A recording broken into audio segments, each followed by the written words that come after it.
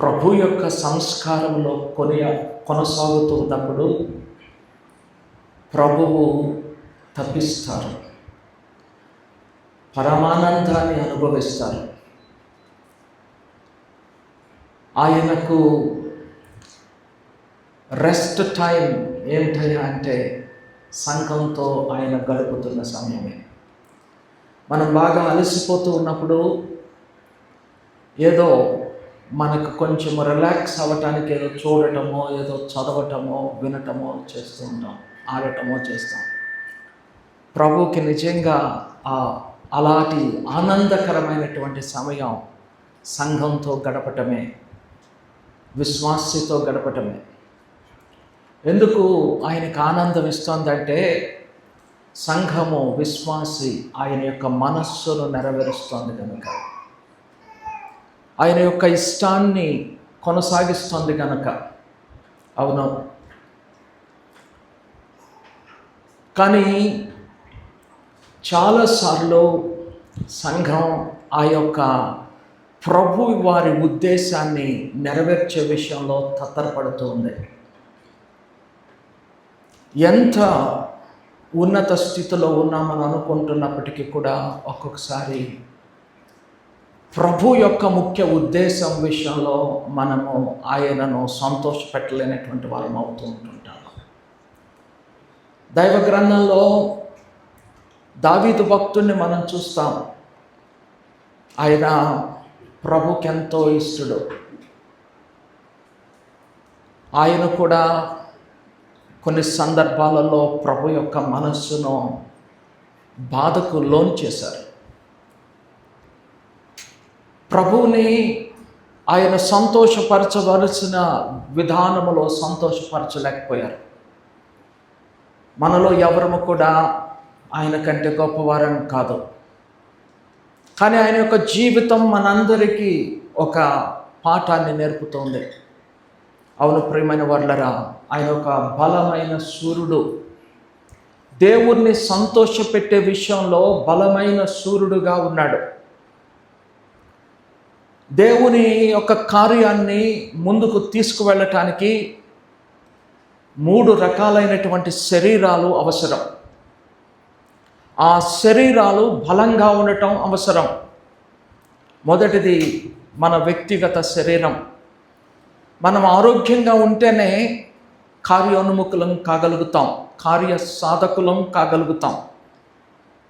అంటే పనిలో మనము శక్తివంతంగా ముందుకు వెళ్ళి పని చేయగలుగుతాం. రెండవ శరీరం ఏమిటయ్యా అంటే కుటుంబం అనేటువంటి శరీరం. కుటుంబము ఒక శరీరముగా ప్రభువులో బలంగా ఉండకపోతే ఆ యొక్క కుటుంబములో నుండి వచ్చినటువంటి వ్యక్తులు బలంగా ముందుకు వెళ్ళలేరు ప్రభు యొక్క ఉద్దేశాన్ని నెరవేర్చే విషయంలో. అలాగే మూడవది సంఘం అనేటువంటి ఈ శరీరం. ఈ శరీరము ప్రభుకి ఎంతో అమూల్యమైనటువంటిది. అవును, అందుకే ఈ శరీరం బలమైనదిగా ఉండాలి అని ప్రభు కోరుకుంటున్నారు. అంటే సూర్యులతో నిండినటువంటి శరీరంగా ఉండాలని కోరుకుంటున్నారు. సూర్యులైనటువంటి వారు దేవుని యొక్క కార్యాన్ని ముందుకు తీసుకువెళ్తారు కనుక అలాంటి సందర్భాలను బట్టి దేవుడు ఆనందిస్తారు అన్నటువంటి విషయాన్ని మనము గమనించాలి. దావీదు భక్తుడు ఆయన చివరకు వచ్చేస్తా ఉన్నది ఆయన యొక్క జీవితం, ఆయన యొక్క పరిపాలన సమయం. ఆ సమయంలో ఆయన ఒక కీర్తనను వ్రాస్తూ ఉన్నారు. ఒకసారి మన అందరం చూద్దామా? 2వ సమూయేలు గ్రంథం 23వ అధ్యాయం. 2వ సమూయేలు గ్రంథం 23వ అధ్యాయం.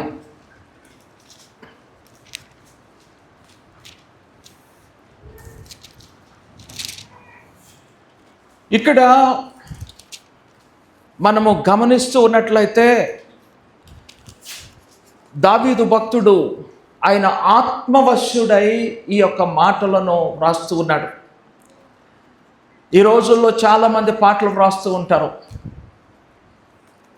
కానీ ఆ పాటలకు స్పిరిచువల్ ఎమోషన్ ఉండదు, మ్యూజికల్ ఎమోషన్ మాత్రమే ఉంటుంది. కానీ స్పిరిచువల్ ఎమోషన్ లేనటువంటి పాటలు ఈ దినాల్లో చాలామంది వ్రాస్తూ ఉన్నారు. పాట వ్రాసామని ఆనందిస్తున్నారే కానీ దేవుని ఆత్మను ఈ పాటలో మేము ఆనందింప చేస్తున్నాం అనేటువంటి ఆనందం ఈ రోజున చాలామందికి తక్కువగా ఉంటుంది. కానీ దావీదు భక్తుడు వ్రాస్తున్నటువంటి పాట అద్భుతమైనటువంటిది. దయచేసి 23వ అధ్యాయం మొదటి నుండి చదువుకుందాం. దావీదు రచించిన చివరి మాటలు ఇవే.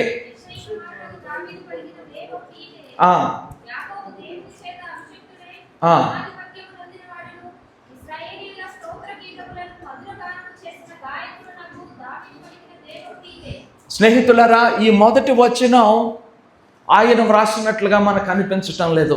ఆయన గురించి ఇంట్రడక్షన్, దావీదు భక్తుని గురించి ఉపోద్ఘాతంగా మనకు కనిపిస్తోంది. అయితే ఈ మాటలు చివరి మాటలంట. ఆయన యొక్క జీవితంలో సారమంతా ఇక్కడ మనకు కనిపిస్తుంది. ఈ కీర్తనలో ఇమిడి ఉందన్నమాట. దైవాత్మ చేత నిండినటువంటి వాడై ఈ చివరి మాటలను పలుకుతూ ఉన్నాడు. ఏమంటా ఉన్నాడు? యెహోవా ఆత్మ నా ద్వారా పలుకుచున్నాడు, ఆయన వాక్కు నా నోట ఉన్నది. స్నేహితులరా, తను వ్రాసినటువంటి గీతాలను బట్టి నేను వ్రాయగలిగానని అతిశయంతో ఈ మాటలు పలకటం లేదు. అది మనం గుర్తుపెట్టుకోవాలి. నేను ఇన్ని వందల పాటలు వ్రాసాను, ఇన్ని చేశాను అన్నటువంటిది కాదు ఆయన మనస్సులో మెదలాడుతున్నటువంటి ఆలోచన. ఆయన అంటున్నటువంటి మాట, ప్రభువు శిష్యులు పరిచర్యకు పంపింపబడిన తరువాత వారు తిరిగి వచ్చే ఆనందంతో ప్రభువుకు చెబుతూ ఉన్నారు, ప్రభువా మేము ఫలానిది చేస్తున్నప్పుడు ఫలాని కార్యం జరిగింది, దయ్యాలు భయపడతా ఉన్నాయి, దురాత్మలు పారిపోతూ ఉన్నాయి. వారు చెబుతూ ఉంటే ప్రభు ఆనందిస్తూ ఉన్నారు. కానీ ప్రభు చెప్తా ఉన్నారు వారికి, మేము చేయవలసినవే చేశాము, మేము we are not so great, we are not at all great. ఈ రోజున సంఘం శూరులను కోరుకుంటుంది. ఈ శూరులకు ఉండవలసినటువంటి మొదటి క్వాలిఫికేషన్ ఏంటంటే, నేను కాదు, నా శక్తి కాదు, నా బలం కాదు, నా జ్ఞానం కాదు, నేను కాదు. ఇక్కడ దావీదు భక్తుడు తన యొక్క జీవితంలో సుస్పష్టంగా అగుపడజేస్తూ ఉన్నారు. ఏమంటున్నారంటే, యెహోవా ఆత్మ నా ద్వారా పలుకుచున్నారు. స్నేహితులరా, సూర్యుడికి ఉండవలసినటువంటి రెండవ లక్షణం ఏమిటంటే, దేవుని ఆత్మను తనలో ఉండనివ్వటం, దేవుని జీవాన్ని తనలో ఉండనివ్వటం, దేవుని యొక్క శక్తిని తనలో ఉండనివ్వటం. ఆదాము మన్ను నుండి చేయబడిన తరువాత దేవుడు ఆయన ప్రాణవాయువును ఊదినప్పుడు ఆయన జీవించు ఆత్మ అయ్యారట.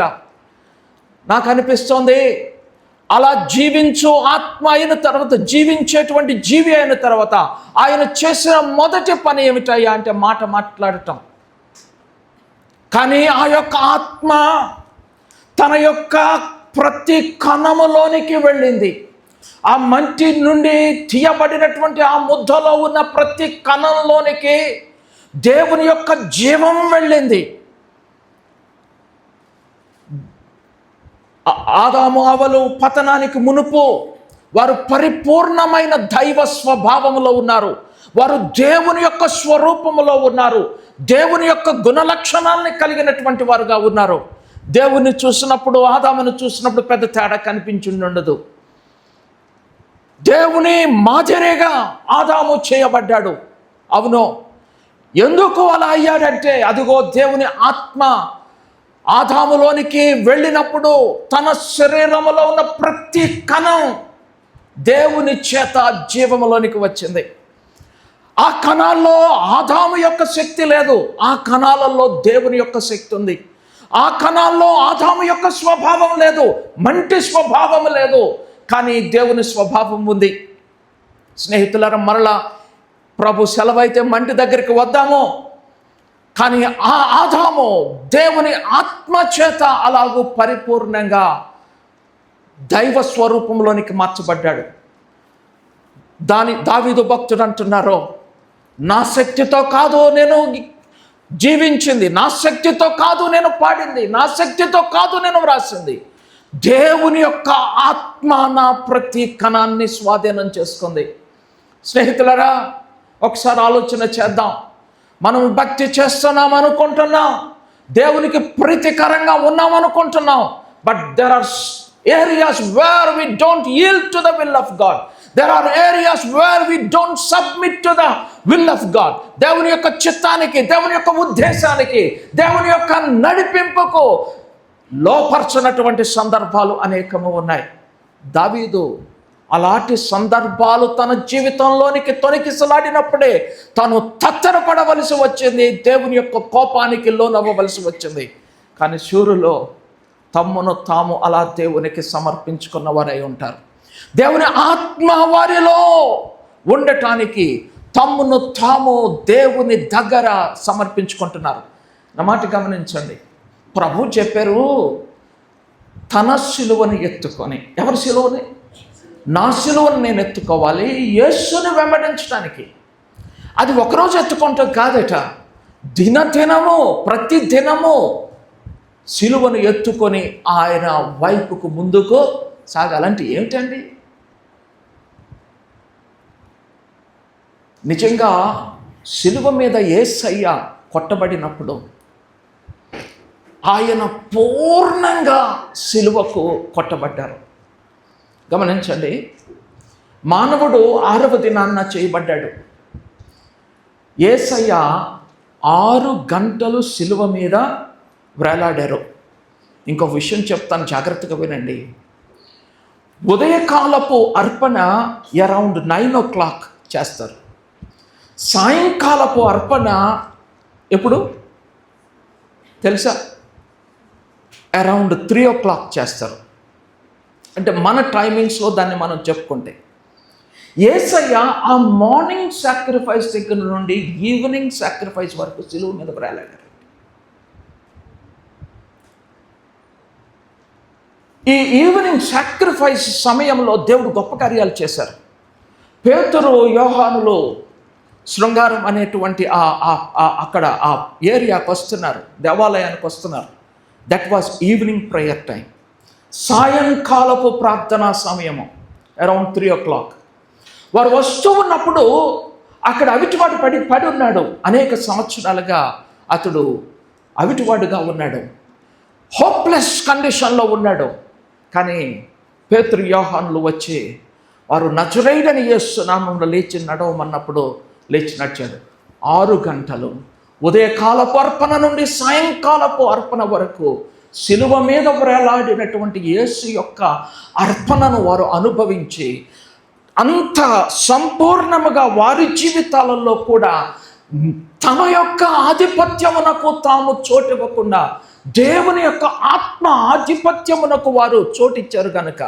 గమనించండి, యేసయ్య 6 గంటలు సిలువ మీద పడినటువంటి ఆ యొక్క బాధ నా స్థానంలో, మన స్థానంలో ఆయన భరించారు.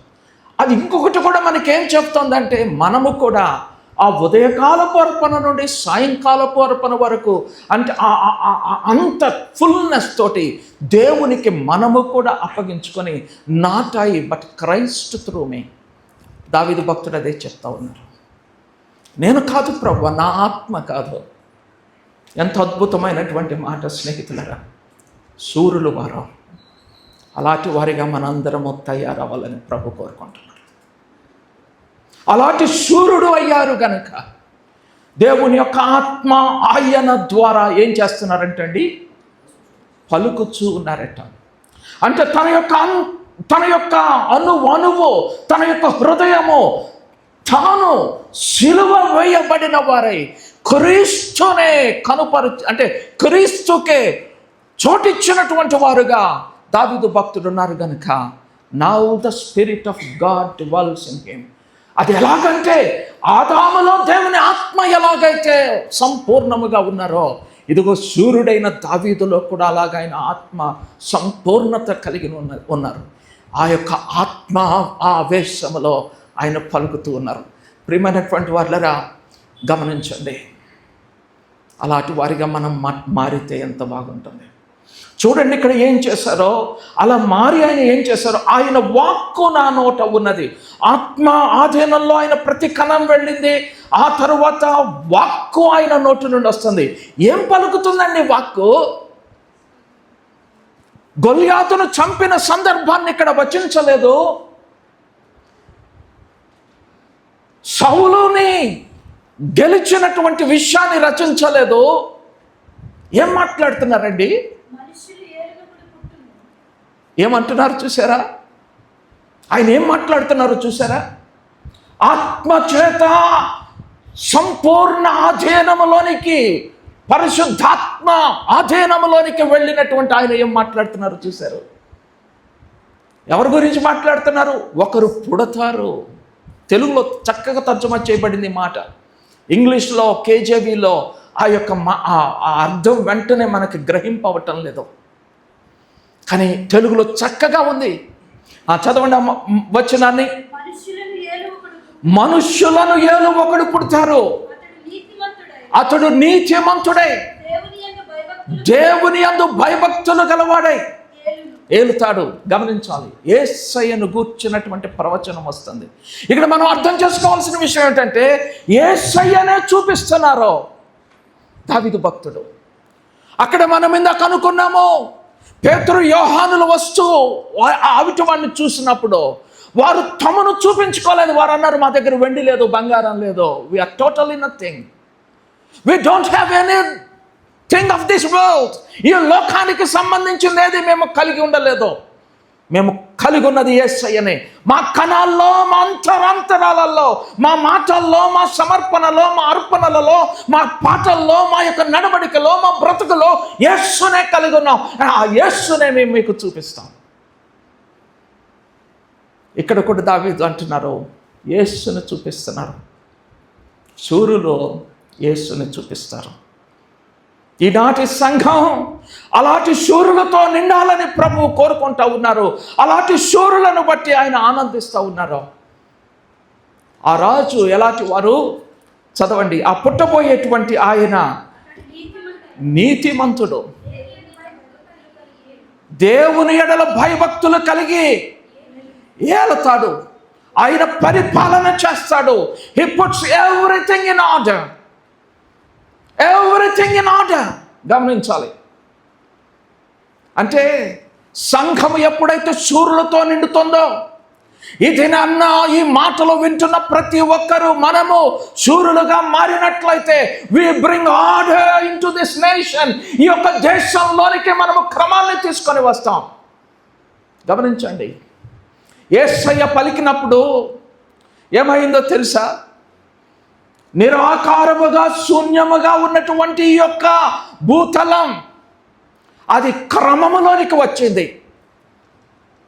చక్కని పాఠ్య భాగాన్ని మనం చదువుకున్నాం. ఇర్మియా గ్రంథం 22వ అధ్యాయం. అక్కడ ఏమని చెప్తా ఉన్నారో గమనించారు మీరు?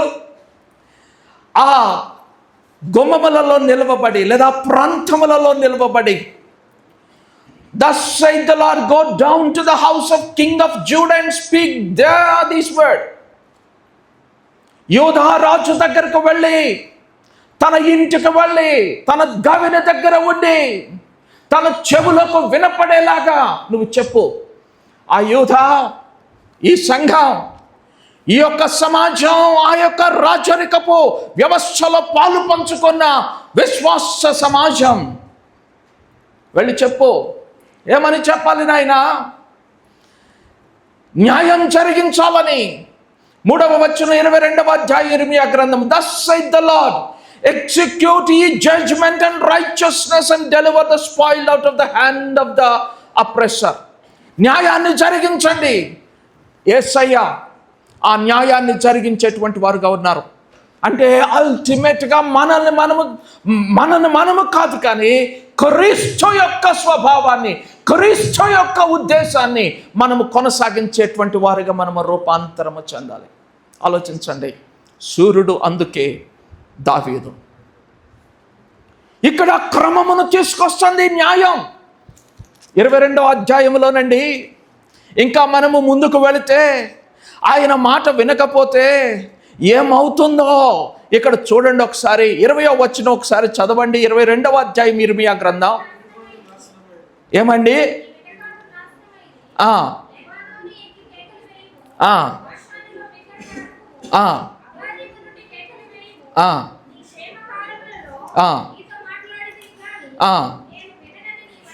ఆ నా మాట వినకపోవటాన్ని బట్టి, క్రమముతో నిండిన ఆ మాట, క్రమముతో వచ్చినటువంటి ఆత్మ నుండి వచ్చినటువంటి ఆ యొక్క దిద్దుబాటు, ఆ యొక్క క్రమమును నువ్వు గ్రహించకపోయావు, స్వీకరించకపోయావు గనుక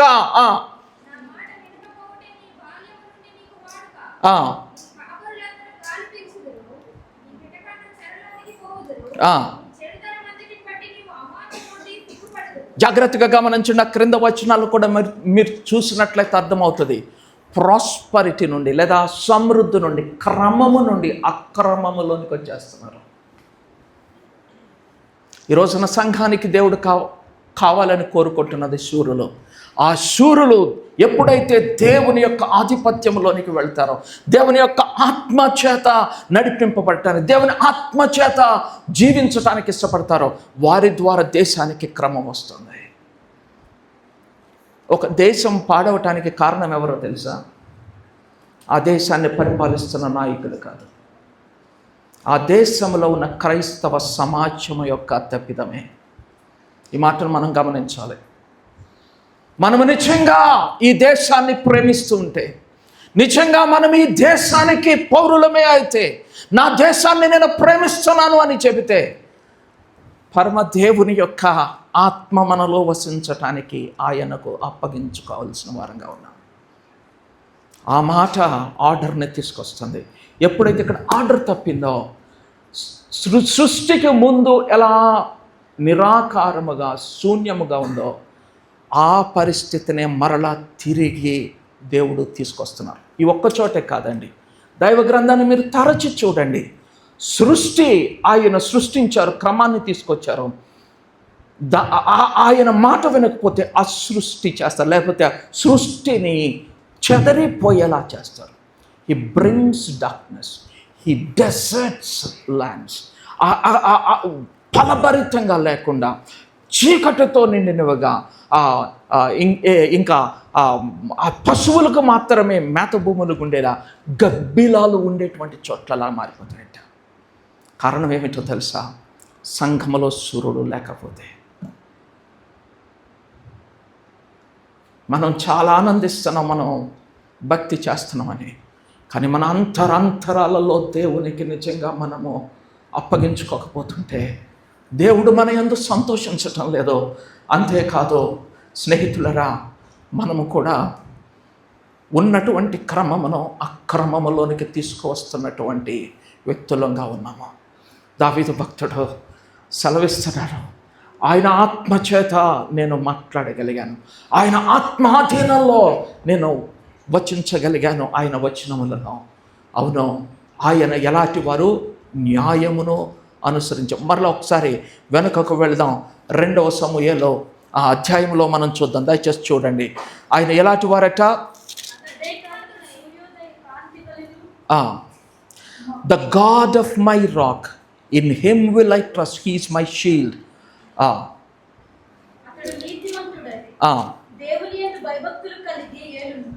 దేవుని యందు భయభక్తులు కలిగి ఏళ్తారు, నీతిమంతులుగా ఏళ్తారు. ప్రియమైన వారులారా, గమనించాలని మనం చేస్తున్నాను. He that ruleth over men must be just. ఇంగ్లీష్లో ఉంది, కానీ అక్కడ నీతిమంతుడై ఏలతాడు అని తెలుగులో ఉంది. Ruling in the fear of God. దేవుని యొక్క భయములో అతడు ఏళ్తున్నాడట. గమనించండి, ఎప్పుడైతే మనము నిజముగా సరి అయినటువంటి సూర్యులంగా మారుతామో, God himself will begin to work through us. దేవుడు మన ద్వారా ఆయన కార్యాలను చేయటానికి ఆయన ముందుకు వస్తాడు. అంతేకాదు, ఆయన క్రమమును దేశంలోనికి తీసుకొని వస్తారు. లేకపోతే చూడండి, ఆ మట్టి ఎలాగైతే నిస్సారమైనదిగా ఉందో, ఎలాగైతే పనికిరానిదిగా ఉందో, మనము కూడా అలా పనికిరానిటువంటి పరిస్థితులకు పునాదులు వేసిన వాళ్ళం అవుతాము. గమనించండి స్నేహితులరా, ఎలాంటి సూర్యులుగా ఉన్నాము మనం? ఆయన క్రమాన్ని చూపించగలిగేటువంటి సూర్యులుగా ఉన్నామా? అక్రమమును తీసుకువచ్చేటువంటి సూర్యులుగా మనం ఉన్నామా? ఆలోచన చేయాలి. నువ్వు దేవుని చేతిలో సరి అయిన సాధనంగా ఉంటే ఖచ్చితంగా నీ ద్వారా దేవుడు గొప్ప కార్యాన్ని చేస్తారు సంగమా. ఎప్పుడైతే ఈ బాడీ అలా ఉండకుండా ఉంటుందో ఖచ్చితంగా నీ ద్వారా నష్టాన్ని తీసుకువస్తావు నువ్వు సమాజం మీదకి. ఆలోచించండి. దావీదు భక్తుడు ఈ మాటలు మాట్లాడుతూ ఇంకా చదవండి, క్రింద వచనాలు ప్రభు గురించి ఆయన ఏమని చెప్తున్నాడు? ఉదయకాలపు సూర్యుడు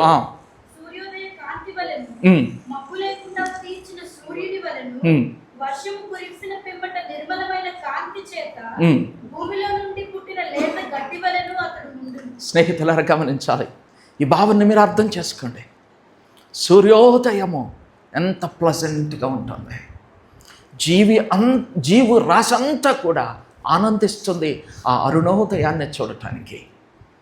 ఆ లేత మొక్కలు, వర్షము పడి ఆ లేత మొక్కలు వచ్చినప్పుడు అది ఎంత అందంగా ఉంటుంది. That's what Jesus does. అదే కార్యాన్ని నీ ద్వారా దేవుడు నీవున్న పరిస్థితుల్లో కలుగు చేయటానికి ఆయన ఇష్టత కలిగి ఉన్నారు. అలాంటి సూర్యుడిగా ఉన్నావా? ఇది అంతా మాట్లాడిన తర్వాత దయచేసి గమనించండి, 8వ వచనం నుండి దావీదుతో ఉన్నటువంటి సూర్యుల గురించి ఆయన మాట్లాడుతున్నారు. మనం ఇప్పటికే అనుకున్నాము, మన శరీరము సహకరించాలి, కుటుంబం అనే శరీరము సహకరించాలి, మూడవది సంఘం అనేటువంటి శరీరము బలమైనదిగా సహకరించేదిగా ఉండాలి. ఈ యొక్క సంఘము ఎప్పుడైతే సూర్యులతో నిండిందో అది యోగ్యమైనటువంటిదిగా ఉంటుంది. ఈ మాటలు పలికిన తర్వాత దావీదు భక్తునితో ఉన్నటువంటి సూర్యుల గురించి మాట్లాడుతున్నారు. జాగ్రత్తగా ఆలోచించండి. దావీదు యొక్క గొప్పతనము ఆయనతో ఉన్నటువంటి సూర్యుల యొక్క సహకారంతో కూడా ముడిపడింది. అది దేవుడే చేస్తున్నది, కానీ తనతో ఉన్నటువంటి వారందరూ కూడా తమ వంక చూసుకోవటం లేదు, దావీదు వంక చూడటం లేదు, వారు దేవుని వంక చూస్తూ ఉన్నారు. దయచేసి ఆలోచన చేయండి. కానీ వారు దావీదుకి బలమైనటువంటి సహకారులుగా ఉన్నారు. ఎలాంటి వారంటండి? దయచేసి ఒకసారి చదువుకుందాము త్వరగా 8వ వచనం నుండి.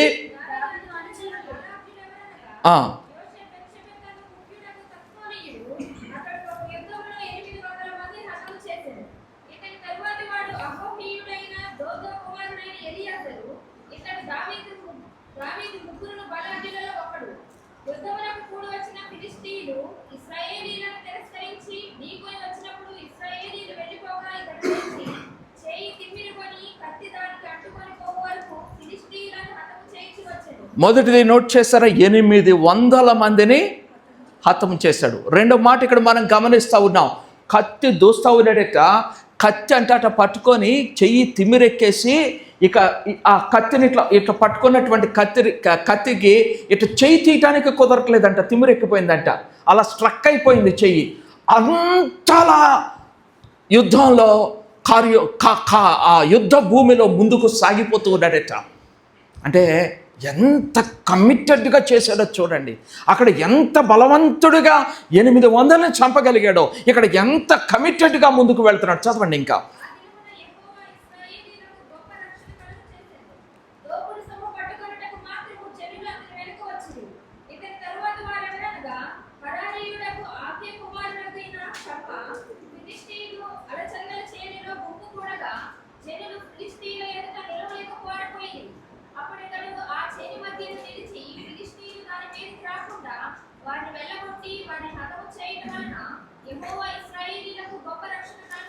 గమనించండి, మనుషులందరూ పారిపోతుండే దావీదులాగానే. గొల్లియాతు రంకెలు వేస్తూ ఉంటే సౌలు సైన్యం అంతా కూడా గజగజ వణికిపోతున్నారు. కానీ ధైర్యంగా వెళ్ళి నిలబడ్డాడు దావీదు. అదే మాదిరిగా ప్రజలు భయపడి వెళ్ళిపోతూ ఉంటే ఆయన ఒక్కడు నిలబడి ఫిలిష్తీయులను ఎవరిని రానివ్వకుండా చేశాడు. ఎంత శక్తి కలిగినటువంటి వాడు, ఎంత బలం కలిగి యుద్ధం చేశారు, ఎంత కమిటెడ్గా యుద్ధం చేశారు, ఎంత ధైర్య సాహసాలని కనుపరిచారు. బలము తర్వాత రెండవది ఆ యొక్క పట్టుదల, మూడవది మనం ఇక్కడ గమనిస్తూ ఉన్నట్లయితే ధైర్యము. స్నేహితులను గమనించాలి. ఈ 3 విషయాల తర్వాత అద్భుతమైనటువంటి విషయం అక్కడ వ్రాయబడింది. చదవండి, క్రిందకు వచ్చినారు 16 వచనం చదవండి, 15-16 వచనాలు చదవండి. దావీదు బెత్లెహేము అది శత్రువు యొక్క ఆధిపత్యంలో ఉంది, శత్రువు యొక్క అధికారంలో ఉంది. బయటేమో దావీదు ఉన్నాడు. దావీదు బెత్లెహేమీయుడు, బెత్లెహేంలో పుట్టాడు. ఆ బెత్లెహేములో గవిని దగ్గర ఒక బావి ఉంది. ఆ బావి నీళ్ళు త్రాగటం అంటే ఆయనకు చాలా ఇష్టం, చాలా ఇష్టం అన్నమాట. ఆ బయట ఉన్నటువంటి దావీదు ఆశపడ్డాడు, నాకెవరైనా వెళ్ళి ఆ యొక్క గవిని దగ్గర ఉన్నటువంటి బావిలో నుండి నీళ్ళు ఎవరైనా తేగలరా. స్నేహితులను గమనించండి, జాగ్రత్తగా విందామని చదవండి. ఆ 3 బలాఢ్యులు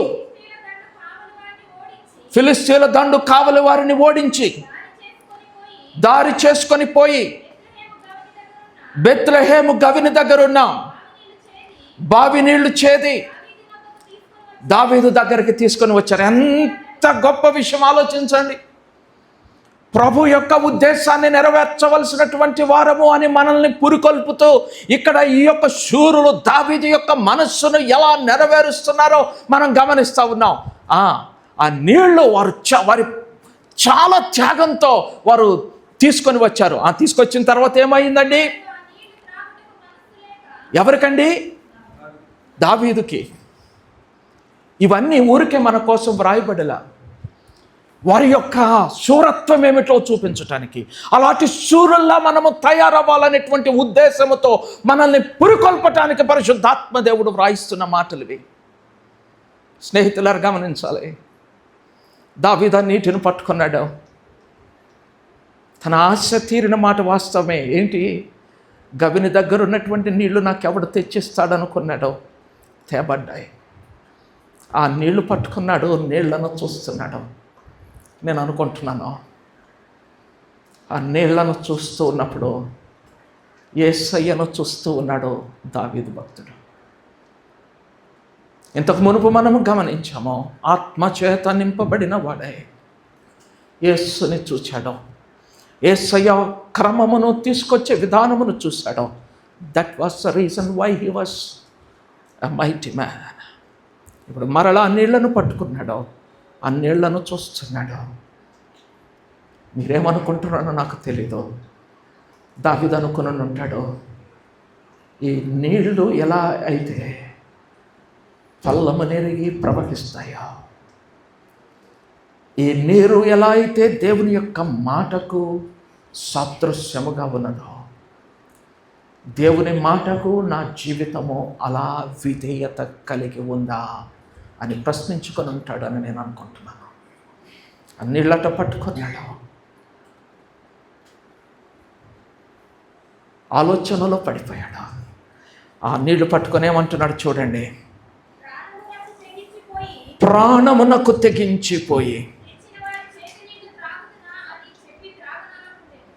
ప్రియమైనటువంటి వారలారా, ఇంగ్లీష్లో ఈ మాట బాగుంది.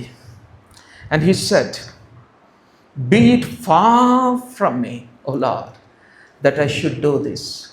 Is not this the blood of the men. 17 వచ్చిన ఒకసారి చదవండి.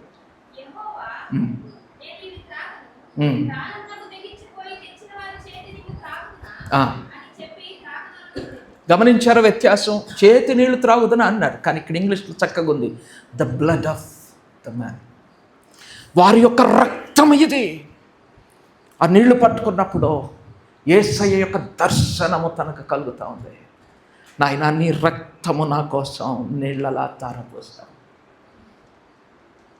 స్నేహితులరా, ఒకసారి ఆలోచించండి.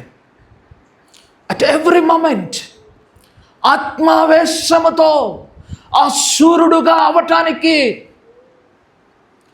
ఆ యొక్క మైటీ మ్యాన్గా నిలవటానికి తను చూస్తున్నది యేసును, తను చూస్తున్నది యేసు యొక్క స్వభావాన్ని, తను అనుసరిస్తున్నది యేసు యొక్క స్వభావాన్ని. దానినే తన యొక్క జీవితంలో అణువున కలిగి అడుగు వేయటానికి, మాట మాట్లాడటానికి, కార్యం చేయటానికి ఆసక్తి కలిగినటువంటి వాడుగా ఉన్నాడు.